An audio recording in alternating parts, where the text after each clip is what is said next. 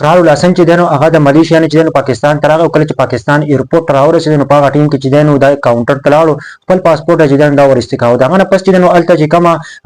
اپای والا ولاړو نو هغه چې دنو هغه سره بحث شروع کړو. هغه چې کله بحث شروع کړو په سوجه باندې نو ټول خلک حیران کړو. هغه په دې وجه بحث شروع کړو کنه چې کله چې د اقرار الحسن چې کله پاسپورټ ورکړل دی نو دغه اپای والا چې دنو دغه سره دغه ته کنسل کړل. دغه نه پس چې دنو اقرار الحسن چې دنو دغه سره بحث شروع کړل دی و چې دنو کا په کوم جوړ باندې دا خبره وکړه دا اقرار الحسن وته وای او چې په دې ټیم کې استعفا ورکړه او د ټیکس په روپو باندې چې دنو موږ تاسو دا چې دنو ټیکس روپۍ دی هغه چې دنو تاسو اخلي او دغه نه پس چې دنو تاسو دغه قسمه چې دنو خبري کوي تاسو چې دنو د حکومت چې تاسو ملازمان یې او تاسو چې دنو داسې کار کوي. اقرار الحسن چې در په ټیم کې چې دنو ډیر ځات غوسه چي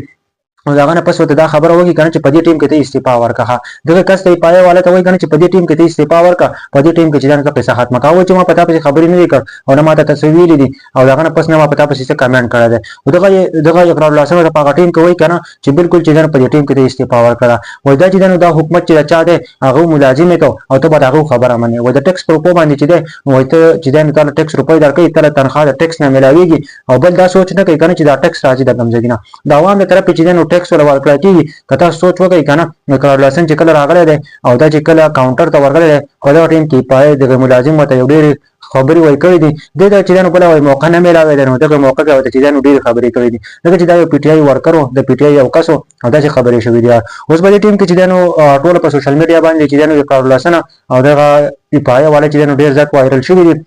او ځین چې دنو د اپای والا سره دي دغه چې پی ټی آی والا دي او دانو اقرار الحسن چې دا خبره کړی دا دغه چې دا مسلم لیگ والا دی جی نیوز سره تعلق دی نو دا چې کله راغله دی د چې کوم خبري سناو کړی دي سکنځلې به وته کړی هغه نه پس چې د دې مو ډیر افشار په غټین کې وته ویل چې ته استعفا ورکړې نو دا د ملک د کنه کپدې کې ته خبره ده حق نو بالکل چې دا څوک نشي برداشت کولای. ټیکسونه چې د عوام نه اخلي هغه نه پس حکومت جوړ شي په خپل مرزه باندې او حکومت لګي او وای کنه وای ته زما ملازم او ته زما غلام که څوک چې دا یو نوکری کوي وای ته زما غلام او ته دې سي او ته هغه شان دا چې د اقرار الحسن چې ده دا خبره د اپای والا ته کړل. ډیر افسوسناک واقعا راغله یار. تاسو به دې باره کې څه وایي خو دې کمنټ ضرور وکړئ چې څومره هم پښتانه لري کنه نو تاسو ضرور خو وایي کنه چې آیا اقرار الحسن دا ټیک کار کړی دی کنه اپای والا چې نو وای کنځري کړی دي د خبره چې نو په سوشل میډیا ډیره چلیږي نو تاسو وایي چې آیا ټیک کار شوی دی کنه ضرور خو کمنټ